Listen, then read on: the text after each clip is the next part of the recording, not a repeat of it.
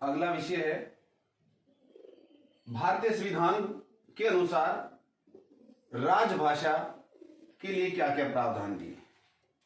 भारतीय संविधान की धारा 343 से लेकर 351 तक हिंदी राजभाषा को लेकर विभिन्न प्रावधान किए गए हैं, जिनके बारे में एईसी हिंदी के विद्यार्थियों के लिहाज से चर्चा कर रहा हूं। और एईसी हिंदी के विद्यार्थियों के लिए के सिलेबस में जो 343 से लेकर 348 तक की विभिन्न धाराओं को सम्मिलित किया गया है, 343 से 351 तक नहीं है, 343 से 348 तक को ही सीमित रखा गया। बच्चों, पहले बात करते हैं भारतीय संविधान के अनुच्छेद नंबर 343(1). 343 के दो भाग है, 343(1) और 343(2). 343(1) क्या कहता है? भारत संघ की भाषा जो है देवनागरी लिपि में हिंदी रहेगी। ये संघ कहता है बच्चों, भारत देश की भाषा जो राजभाषा है, सरकारी कामकाज की भाषा है, वो जो है हिंदी रहेगी और हिंदी की लिपि देवनागरी रहेगी। ये कहता है 343(1). उसके बाद बात करते हैं 343(2).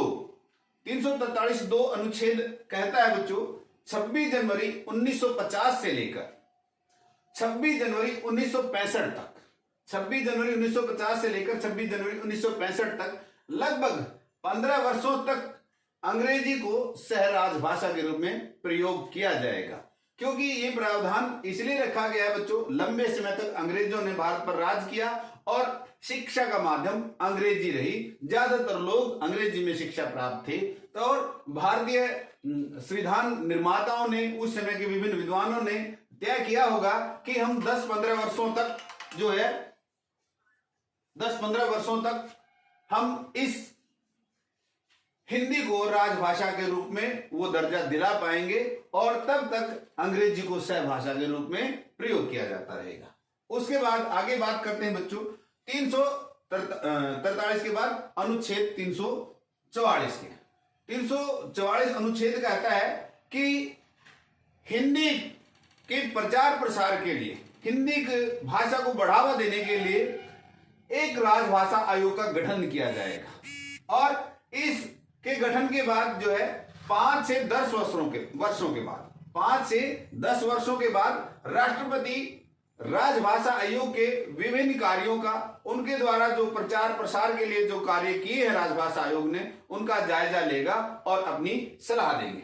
उसके साथ साथ इस अनुच्छेद के में यह भी कहा गया है कि राजभाषा के प्रचार प्रसार के लिए विभिन्न संसदीय समितियों का निर्माण किया जाएगा और हर एक संसदीय समिति में 20 सदस्य लोकसभा से होंगे और 10 सदस्य जो है राज्यसभा के होंगे और इसके साथ साथ इन समितियों में विभिन्न भाषा विशेषज्ञों को भी शामिल करने का प्रावधान दिया गया। इसके बाद बात करते हैं बच्चों अनुच्छेद 345 की। अनुच्छेद 345 जो है हिंदी भाषा को लेकर क्या कहता है कि विभिन्न राज्यों की भाषा जो है उनकी जो राजभाषा क्या रहेगी। तो यह अनुच्छेद कहता है कि विभिन्न राज्यों की भाषा जो राजभाषा के रूप में हिंदी भाषा को ही प्रयोग किया जाएगा, लेकिन उसके साथ साथ वो जैसे संघ या केंद्र सरकार सरकारी कामकाज में 15 वर्षों तक अंग्रेजी को सहभाषा के रूप में प्रयोग कर रही है, उसी प्रकार अंग्रेजी विभिन्न राज्यों की भी सह राजभाषा के रूप में रहेगी। उसके बाद बात करते हैं बच्चों अनुच्छेद 346। अनुच्छेद 346 क्या कहता है कि संघ, केंद्र और विभिन्न राज्यों के बीच जो पत्राचार होगा, जो पत्र व्यवहार होगा या विभिन्न कार्य होंगे, उनके बीच में जो भाषा प्रयोग की जाएगी वो हिंदी प्रयोग की जाएगी और हिंदी के साथ साथ अंग्रेजी को सह राजभाषा के रूप में प्रयोग किया जाता रहेगा। ये अवधि 15 वर्षों तक रहेगी और कुछ बच्चों को यह भ्रम हो सकता है कि ये तो 15 वर्ष के लिए बोला गया था, लेकिन ये लगातार आज तक प्रयोग किया जाता है। ये मान्यता राजभाषा आयोग ही देता है, भारत सरकार ही देती है। उसके बाद बात करते हैं अनुच्छेद 347 क्या कहता है। अनुच्छेद 347 के अनुसार बच्चों की विभिन्न राज्यों में जो स्थानीय भाषा है उसको राजभाषा के रूप में प्रयोग किया जाए। कि इस अनुच्छेद में यह बताया गया है कि एक जन समुदाय की जो भाषा होती है और जन समुदाय की भाषा जिसके साथ जन भावनाएं जुड़ी हुई हैं। हिंदी जो गैर हिंदी भाषी राज्य हैं, जैसे तमिलनाडु है, कर्नाटका है, कर्नाटका में कन्नड़ बोली जाती है, तमिलनाडु में तमिल बोली जाती है, और इसी प्रकार उड़ीसा में उड़िया बोली जाती है,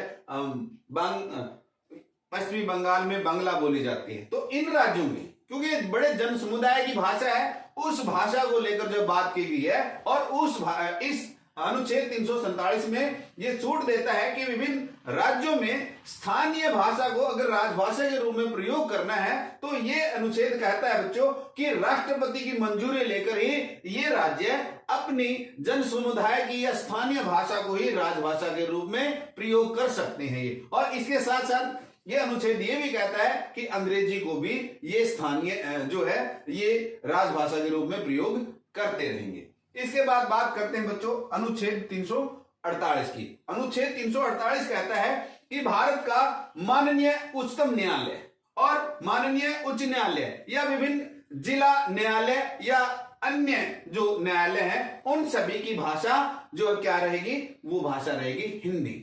और उसके साथ साथ विभिन्न सरकारी कामकाजों में या लोकसभा, विधानसभा या